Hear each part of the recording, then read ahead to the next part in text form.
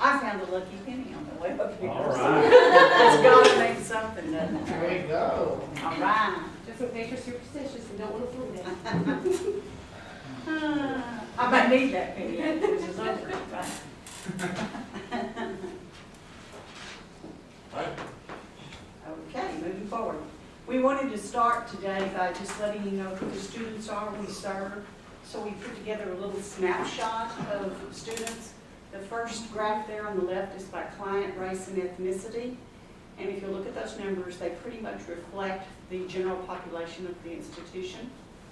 The graph on the right is a graph that depicts the risk assessment that we do with all clients at intake. And if you'll notice that 44% of the students come in with thoughts of self-harm, 25% have either engaged in self-injury behaviors or been a victim of a violent act, 18% have had a previous suicide attempt, and 10%, that's 1 in every 10 when they come in, have had suicidal thoughts.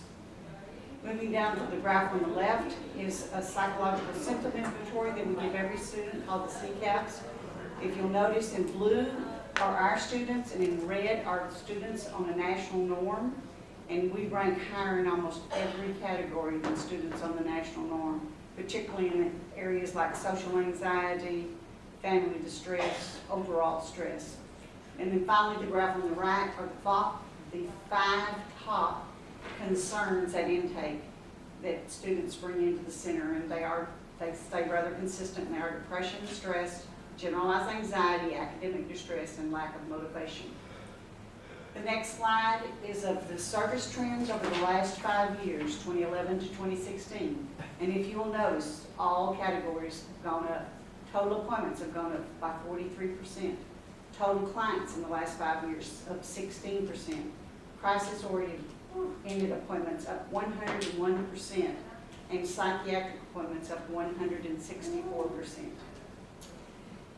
The Chronicle of Higher Education had an article called The Student University, in which they surveyed college presidents and student affairs leaders to see what the major concerns outside the classroom was. Above all concerns, at 66% were student mental health issues. They also looked at attention paid to the top 5 concerns over the past 5 years, and again, number 1, student mental health concerns. And so, let's go into some challenges facing the counseling center. There's, of course, as you've noticed from the graphic, increased demand for counseling services. More students are appearing with severe mental health issues. The increase of number of students in crisis situations on campus and off campus is just going out of range. More time spent dealing with troubled students, and very limited resources in our community, in the surrounding communities.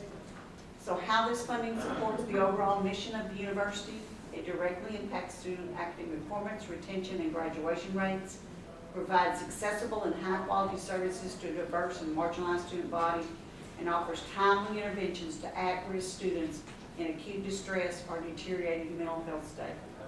So if the funding request is cut, how will our services be affected?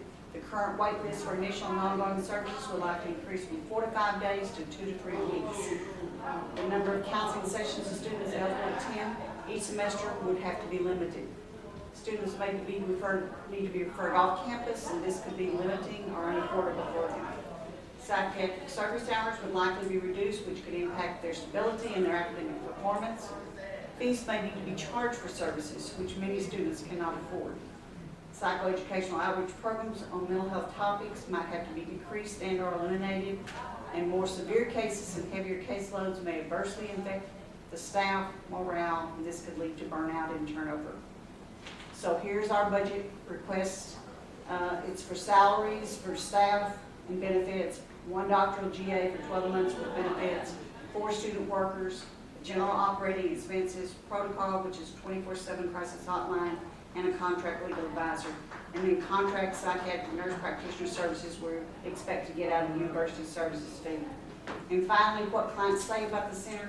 I think if you can look at these quotes, you'll notice they say that counseling helps them stay in school, that it improves the quality of their life, it helps them to survive and thrive, that some of them sometimes would be in a hospital from an overdose or on the street or perhaps even dead if they had not come to the counseling center. The Counseling Center is a life changer and inspirational, and it's helped individuals grow as a person. It's vital to their success, and they recommend that everyone take advantage of what it has to offer. So thank you for helping us make a difference in the lives of students. Okay. Questions for Dr. Clinton? Yes. Sure. Four And student Dr. Clinton and Tina. Tina, sorry. You said there's 4 student workers. How many GAs? That's 2? I'm so, Doctoral GAs? 1 or 2? oh, that's one. One for 12 months. Looking at your free charge student appointments in the last 5 years, up 43% in the last year. Crisis-oriented appointments up 101%. From 14 to 15, psychiatric appointments up. I guess what I'm getting at is in 3 out of the 4 graphs, we're seeing massive jumps from 14 to 15 to 15 to 16. What's the cause for that when it's been fairly steady for years prior to that? I think it reflects what we see in the general population. I think more and more people are, I think it's been a very stressful year overall for everyone, for a lot of different reasons. And I think that general stress in the population is going to be reflected by our students at the university. And that would be the first thing I would say. It's Barack Obama's fault. Pardon? Just kidding. And I think more students are using our services. I think as we go out and we advertise what we do, and we, from the relaxation room to all of our outreach programming, the more we go out, the more they come in. And so that's another reason I think they're increasing. So, you know, we're letting them know we're there, and it's, I used to say we're the best kept secret. Now I say we're not a secret. Yeah, But it is a We national let our trend. secret out. sure. It's a national trend. In terms of counselors per students, how do we compare to the national average or even the state average? We're probably right in the middle and maybe a little bit, quite honestly. So that, and I that's a good thing. I hope we don't lose Well, you that. have more problems. Your grassroots, we need more than the national. We have more problems than the national. Yeah, that was shown by that chart. Evan? So, I'm sorry. so I have 2 questions. So when it comes to student workers, what do they do? And then for general operating expenses, could you expand on what those $40,000 goes to? I certainly could. First, your first question is student workers, they do everything except make appointments and look at any of the clinical records of the students. They're out of those entirely, but we have 3 desks in our office because we have so many things going on. They help us with the relaxation room, and if you've ever been there and seen the relaxation room, that's very, very busy. The biofeedback, the groups, the legal, the psychiatric, the clinical, people coming in and out, so they're always helping us with our outreach, you know, making copies, running errands. They are busy all the time. It's not even a student worker position. It is a, what do you call it? It's not work study, it's student work. Right, They don't get to study very much, that's what I was trying to say. They work really hard in our office.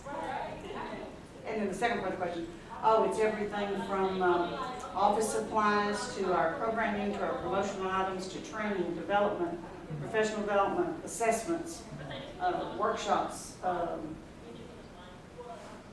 equipment, massage chair, you know. So it's all the things we do that helps make the students' lives a little better. And the training and conferences that we go to are required by our licensure. Okay. So could you talk about the legal requirements that the counseling center has to meet in order to be qualified to not be sued? Yeah, well, we all have to be licensed, and so we all are licensed psychologists or licensed counselors. Some of us are licensed supervisors as well. And we have to every 2 years or 3 years, I'm not sure, 2 years for the LPCs, and is it 2 years for psychologists? For licensure, to keep your hours every year. Anyway, we have to get continuing licensure hours every year to keep our licenses valid, maintained valid, and that's required by law, plus a lot of other things that are required by law, but that for sure.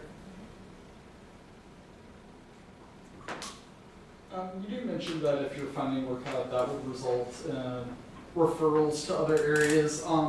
You know, realistically, when looking at other areas, is that like Sulphur Springs, Greenville, Paris? Or is that further out like Rockwell, Dallas? Yeah, realistically, it would be anywhere we could find providers that our Sure. students could afford with the insurance that they may or might not have and the cars that they may or might not have.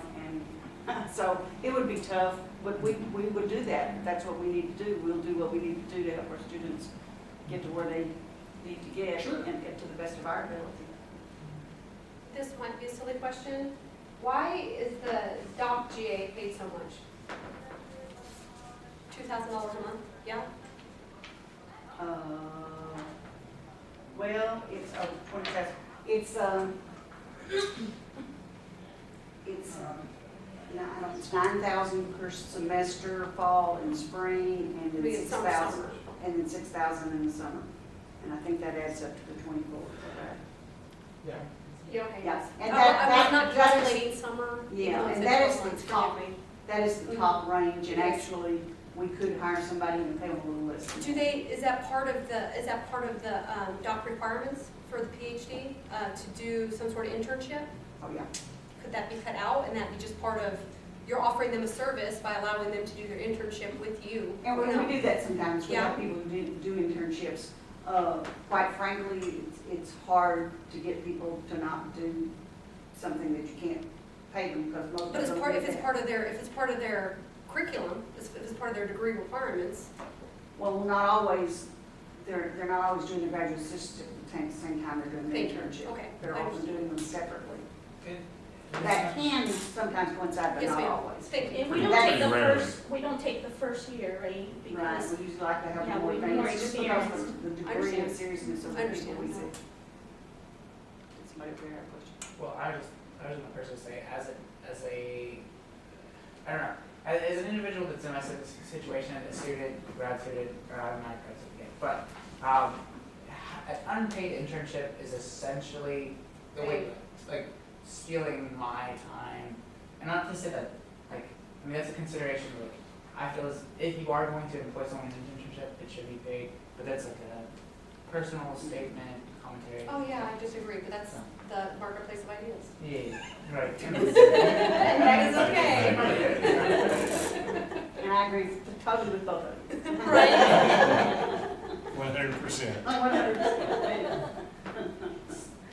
So for this protocol, how does that work?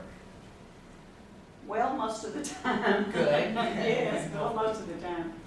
We were really unsure before we got into it, but we've been very pleased with it because overall it's done what we hoped it would do, which is we can't be everything all the time to everybody. We found that we were reaching that burnout level because everyone was calling us so frequently and we were out at night working all day and going out every night, and it wasn't sustainable. Right. So we had to find something that would allow us to go out when we really needed to help those students who really needed the impact of the counselor being there, but those who could talk to somebody online and get their needs fulfilled and get in to see us the next day, the ones that didn't need to be hospitalized, or they needed to be hospitalized to the point where there was no doubt about it, not the police just needed to show up and take them.